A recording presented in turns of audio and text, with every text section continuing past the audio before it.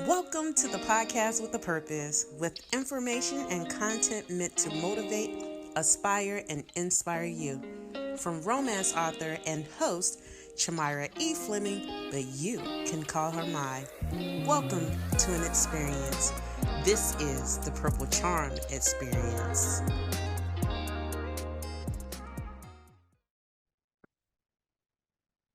Greetings, everyone, and welcome to another episode of the Purple Charm Experience podcast. I am your host, Charmyra E. Fleming, but you can call me M.A.I.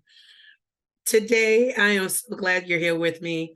Please excuse my voice.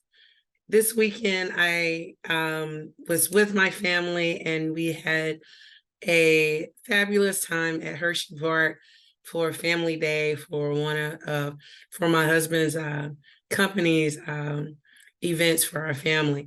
And so we spent the day at Hershey Park. And of course, I had an amazing time riding rides, but only rode one.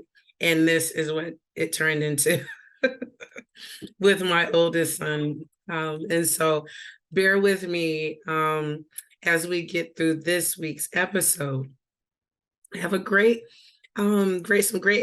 discussion lined up for us today. And of course, I want to kick it off with my quote of the day, which you all know that I love to start every episode with something motivational and inspirational for us to kick off the episode with. And so without further ado, let's go ahead and get into it.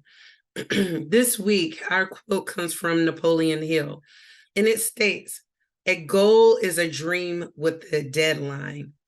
I love this quote because it's true. It is a dream with a deadline. You don't want to have your goals out there just hanging out there in perpetuity. I'm just finished a book that I'm getting ready to talk to you about in a little bit.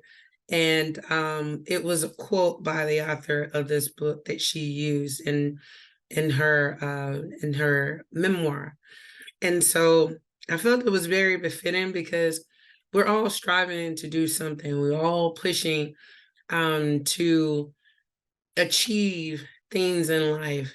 Maybe we are working toward that next position, or maybe you are hoping to start your business or write a new book or put out a new song. Something you are striving to, that is a goal. And the key here is to remember that you need to set timelines and deadlines to achieve those goals, so that you're constantly working toward an end.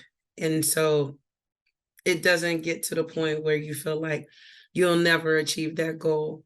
If you have certain tasks that you have to complete week after week or day after day to achieve that goal, you're more likely to get there and achieve that goal than sitting there setting that goal and just leaving it and say, okay, well, I hope by the end of this year I will have obtained X, Y, Z. But if you don't have any tasks that forces you to put action behind the things you're telling yourself that you want to achieve as a goal, you're never going to get there. And therefore, it will be something that is you're constantly working toward without an end in mind, or an end goal in mind.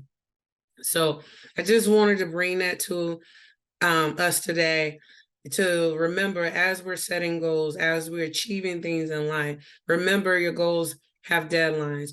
Your goal is a dream with a deadline. And not to forget that setting those goals, you need to set tasks and put action behind those tasks so that you can achieve the things that you want to achieve little bit by little bit, step by step, in attainable ways and attainable levels, so that that big goal that's at the end, it doesn't seem so hard to get there if you have taken the necessary steps, even if they're little small steps and there are little mini goals that you have to attain first before you hit that big goal. So just keep that in mind. Just wanted us to think about that as we go through the days ahead and for this week. So I hope that this week's quote, my quote of the day, will add some value to your life. Now it's my favorite part of the episode, which is my sip of the week.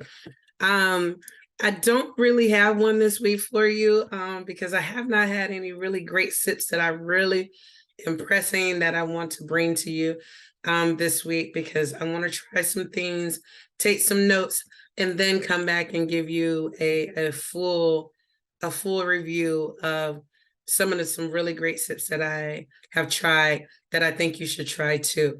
Now, I do have a delivery of sips just waiting for me to get into downstairs, but I have not had the opportunity to partake in them yet. And, you know, whenever I do these, I like to give a full, you know, review. And I feel like I haven't been able to do that like I really want to the last few episodes.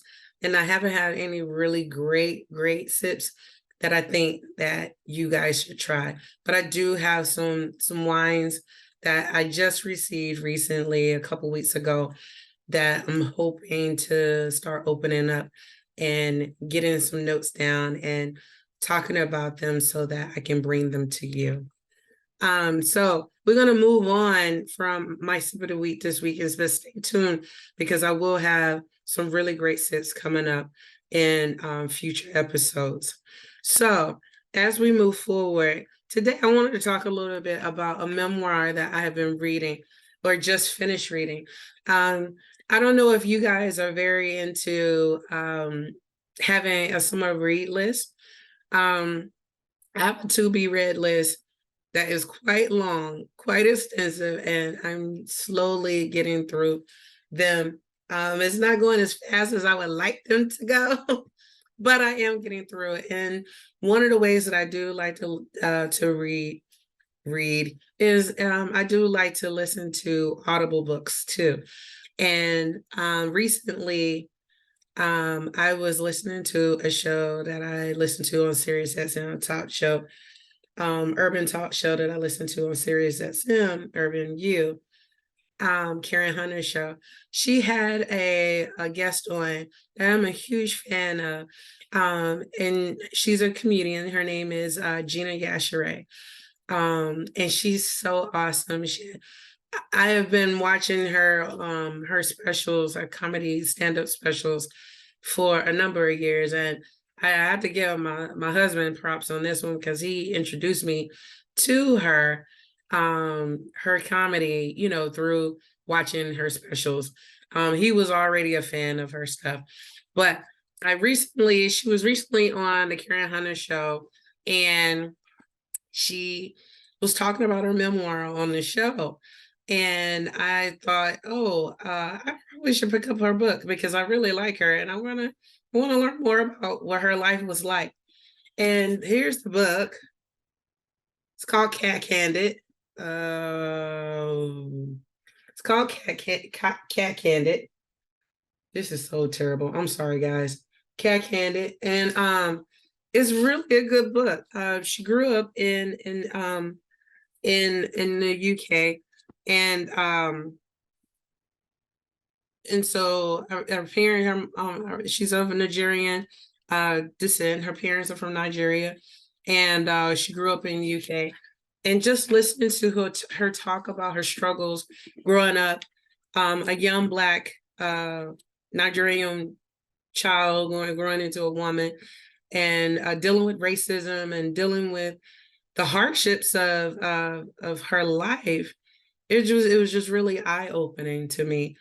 I know what it's like living in America and seeing racism from this perspective, but seeing and hearing about racism from a global perspective, it was really different and very eye-opening to me.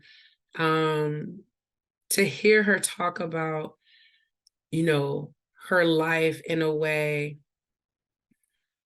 that is somewhat relatable, but then also, I don't know what it's like to, even though I lived in America and I see racism, I have not really had to deal with it firsthand where someone is literally calling me the N-word to my face, like regularly.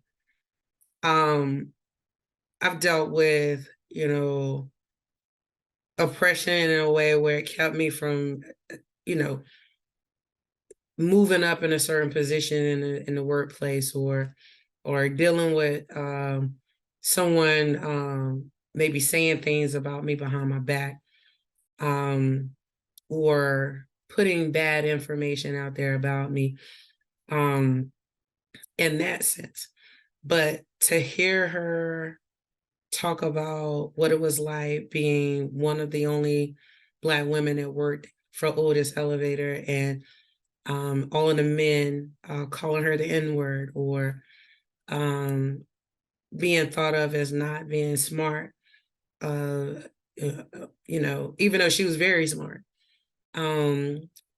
Listening her talk about what it was like coming into her own with her sexuality, and the realization of her realizing that she is lesbian, or how does she feel comfortable in her comedy being open about her sexuality, and with her family and everything in her life. Her transition from working to becoming a comedian full time. It was just so many great life lessons, I think, to learn too. A woman coming of age, and then being of age, and then her growth through her life to this point, what it's taken. Even listening to her talk about her childhood and how tough it was.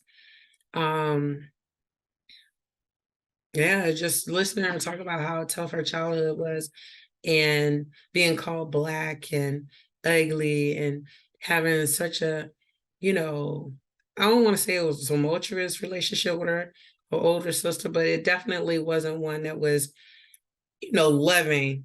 And the way her mom was tough as a mother, like, I get it. Like, some of the stuff that she talked about, how her mom raised her and her siblings, I got it, because some of the things she discussed, my parents may have said and done some of the same things, but my parents are Nigerian, but I could tell things carried on, even though I feel like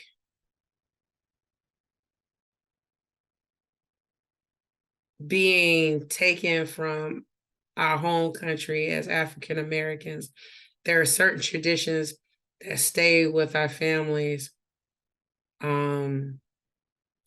over time, that got passed on. And there are similarities between how she was raised and some of the things that I know that how I was raised.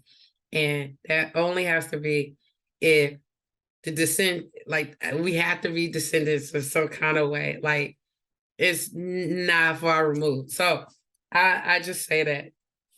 And but I really enjoyed her book, and I highly recommend it if you're looking for a good read, particularly autobiographical or memoir of like this. Like, it's just really cool to hear her share her story.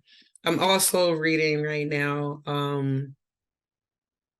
Viola Davis's memoir, and I will tell you, I love hearing these women speak their stories, their truth, their authenticity of their lives in their own voices. Gina Yashere has a very unique voice. her inflection is spot on. And like I feel her when she talks about her life. And I love to hear her curse. It's just hilarious to hear her cuss. But I say all that to say, I also, like, even with Viola Davis as an actress, when she's telling her story, you feel the weight of her life through her words as she's speaking. She's not only a great actress, she's a great orator in speaking these words, which is her life. I am thoroughly enjoying that book as well. But I am loving Gina. I love Gina's book. I love hearing it.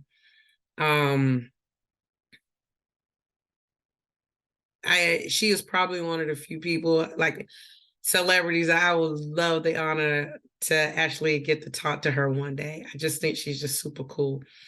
And she's straight, no chaser. You know, I think that's how we have to be in life. It's some, you know, we're not all given silver spoons in life, and you have to make the most out of what life gives you. And you can't complain about every little thing. You can't quit every time somebody tells you no. This woman never quit. You know, she never quit. Like, it was a lot that she was going through in her life, that she was dealing with. But she tells the story about, this is the one that hurt. I literally was wanted to cry for her. But she tells the story, and spoiler alert, but she tells the story about her stepfather. Her stepfather was a jerk, you know, like serious jerk. And she tells a story about this first job that she had gotten working at this store, a fashion store that she really wanted to work in. And she had prepared for it, did well in the interview, she got the job and everything. And she went in for her first day early, ready to go. And they tell her that, they apologize and tell her that she won't be starting today. That they had learned that she had been stealing from her stepdad. Her stepdad had called to tell them that she was a thief and that she had been stealing from him, and that she stole all the money out of his account, and that they basically shouldn't hire her. And it ruined her opportunity to get this job. I mean, to start her first day. Like, they literally escorted her off the premises and told her, no, we won't be hiring you. You can try again in 6 months, but you won't be starting no job here today, because we don't hire thieves. And she had not stolen anything from this man, but this man was so incredibly vindictive and mean and just nasty and rotten to the core that he would do that to his stepdaughter. That right there tore a hole in me. I was just like, in my soul for her. Like, I know how excited one can be the first time you land your first gig, your first job. You know what I'm saying? And for someone to go and lie on you like that, it could have ruined her from being able to get a job anywhere, you know, after that. I just feel like there's a special place in hell for people who do nasty, mean things to other people on purpose. Like, there's a special place in hell for you if you're that type of person.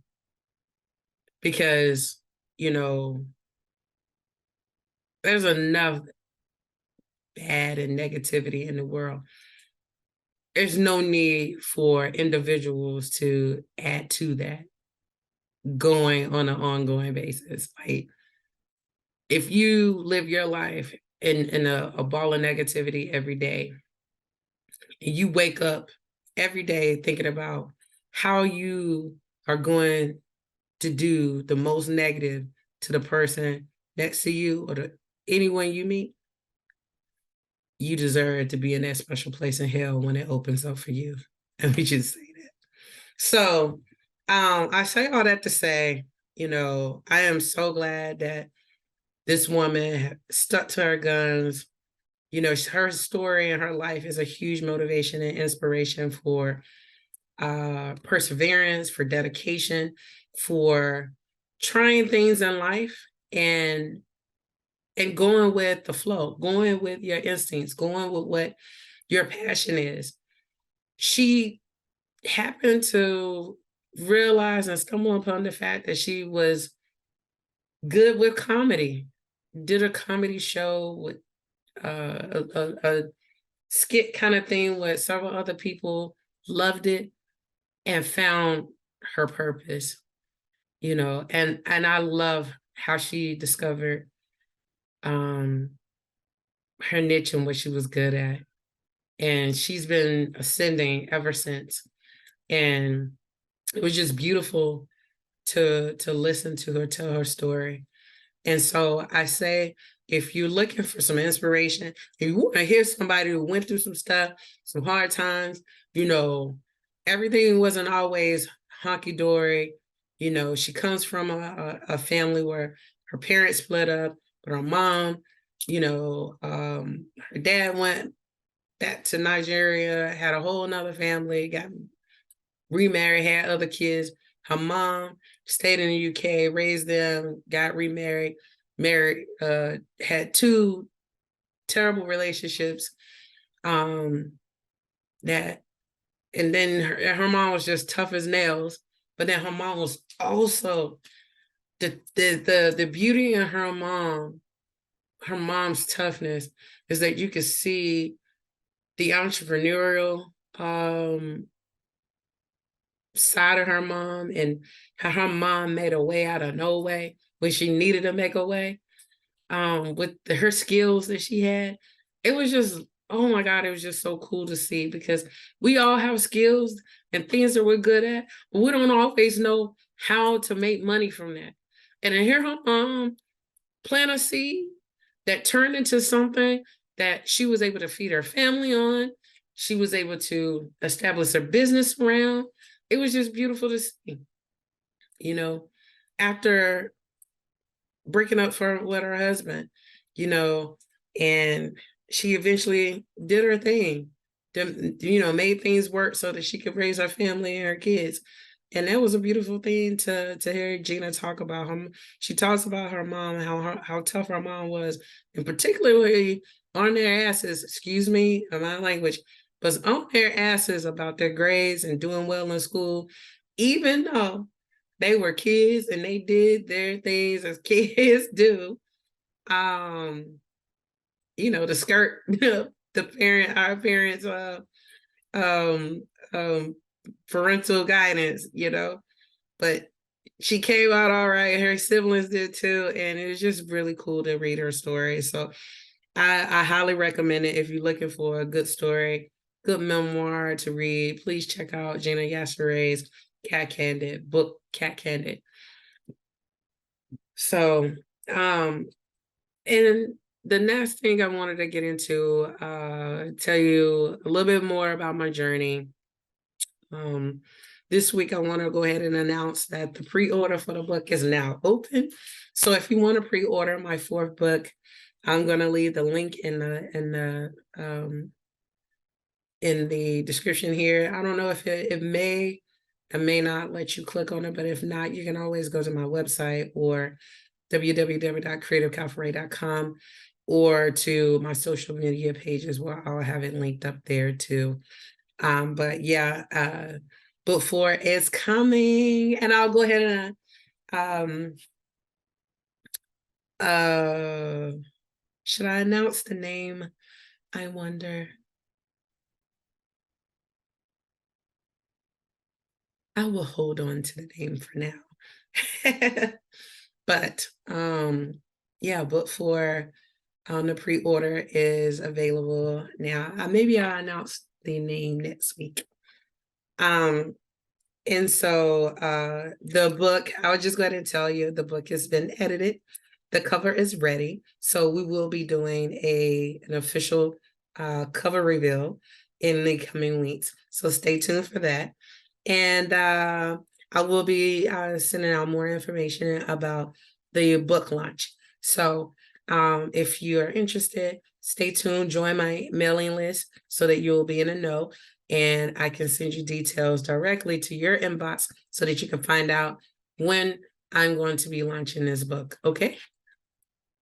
And as we wrap up for this week's episode, I just want to send a great shout out to an organization that I am joining them as an ambassador to Women Mentoring, as an ambassador, and to share the great work that they're doing. So if you it's a great organization.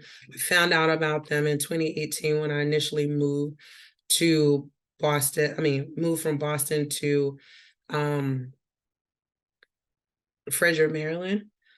And I was thinking about becoming a mentor at that time. And I joined this organization. Went to meet up with the executive director, I believe, at the time of the organization, and just love what they have been doing. And I want to continue trying to give of my time to be able to help this organization. But Woman to Woman Mentoring is an organization that serves women ages to 60. They combine the power of one-on-one mentoring, community building workshops, and opportunities to connect women to help women identify and work toward their goals in education, career, and life.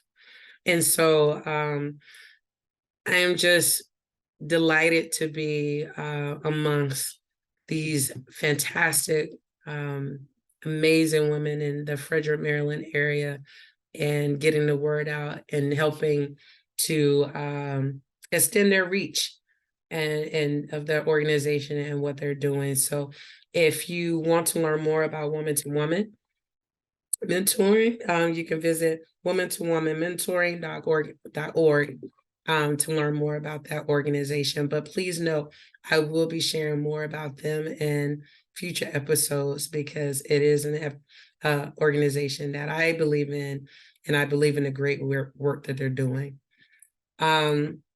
Also, shout out to Live Baltimore. I had the amazing opportunity to go to their birthday bash on Friday night. And I had an amazing time. And I had an opportunity to connect with some of my other colleagues in the Baltimore scene and area. Shout out to No Pits After Dark, Aaron Dante, my big brother in podcasting, and shout out to Wine Dine Repeat, my sister Latoya of that group, and she shares some really fabulous sips and places to eat and wonderful places to hang out in the Baltimore and surrounding areas of the Baltimore region. And so, yeah, I had a really fantastic time this past Friday celebrating Live Baltimore's birthday. And so with that being said, I want to wrap things up with a little bit of Prince history. And it's so interesting because I love Prince. It goes without saying every single time. But I wanted to tackle one of my favorite songs. And I was reading, I was watching So I want to say I was either watching something or reading something recently where the song the song I Want to Be Your Lover came up, and I was doing some research. I was like, huh, and I had heard something where it was like Prince wrote that song, who that Prince wrote that song about. And I was like, huh, I always wonder what that was. But if you don't know what I'm talking about, you most folks do know I Want to Be Your Lover. And I Want to Be Your Lover is a song that Prince released on August 24th, 1979. And it was the lead single from his second album, Prince. And the story was, and I found articles, was that Prince wrote that story, that song about Patrice Rushen. And apparently at that time, he had this huge crush on Patrice. And she wouldn't give him the time of day. But he was like completely enthralled with her. And so one of the articles that I read was that Prince always would come and ask her for her opinion about certain things that he was doing in terms of like his writing. And I want to say it was one article that I read where he asked her a question. He told her that he was a little bit nervous about one of his performances. And but yeah, it was like that he had a crush on her. But and so but she gave him some really great advice. And I think it was, and she was the music director, I believe, for, I want to say the Grammys, 2004 Grammys. It's the Grammys where he performed with Beyonce, if I'm not mistaken. And he had he asked her for her professional opinion, and she, of course, she gave it to him. And it was just really interesting. I had never heard that before I read this article about it, and I thought it was really sweet, really cute. I didn't notice she was 4'10", so him being 5'10", her 4'10", of course they would have been the cutest couple. But it was really interesting that he had a crush on her, and she was just like, she didn't, it wasn't like, I don't know if he wasn't her type or what, but apparently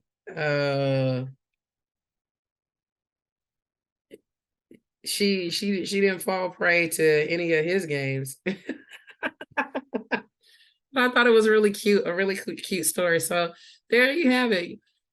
This week's Prince history was that I Want to Be Your Lover was written about Patrice Rushen, and Prince had a crush on her. So yeah, there you have it, our Prince history of this week. So thank you for joining me this week, guys. I hope you enjoyed my discussion for this week. And of course, I'll be back with a new episode next week. Until then, you can check me out on www.creativecalforay.com. That's my website. Or you can follow me on Instagram at Creative Calforay. Instagram is creative_Calforay. And I'm on Facebook, LinkedIn, Pinterest, IG, everywhere. I'm there. You can Google me.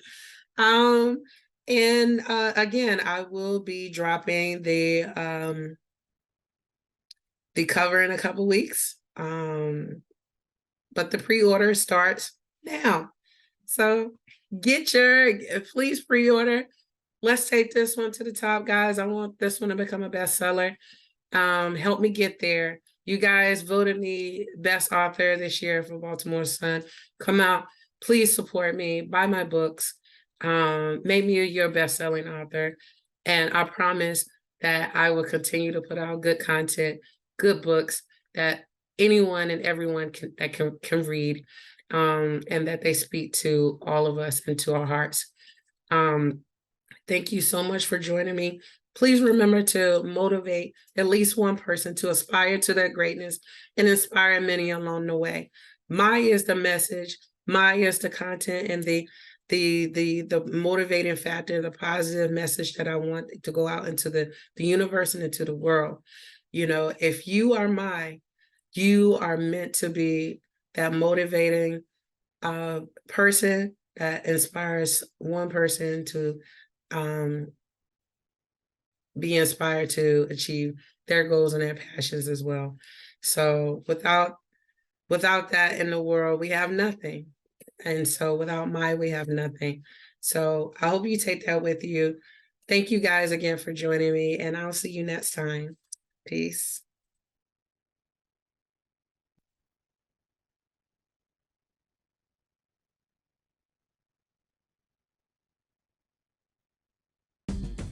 Hi, guys. I just want to say thank you so much for joining me on this episode of the Purple Charm Experience.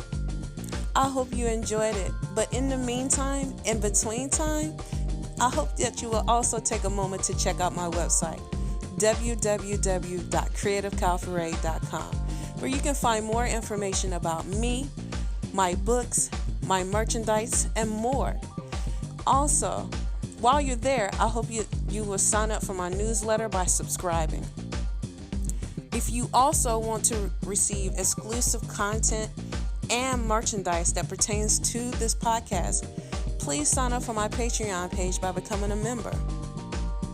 And finally, if you really enjoy listening to this podcast, please consider sharing with your friends and family. I appreciate it, and they deserve to get this great information too. So, until we meet again, I'll see you next time. Bye.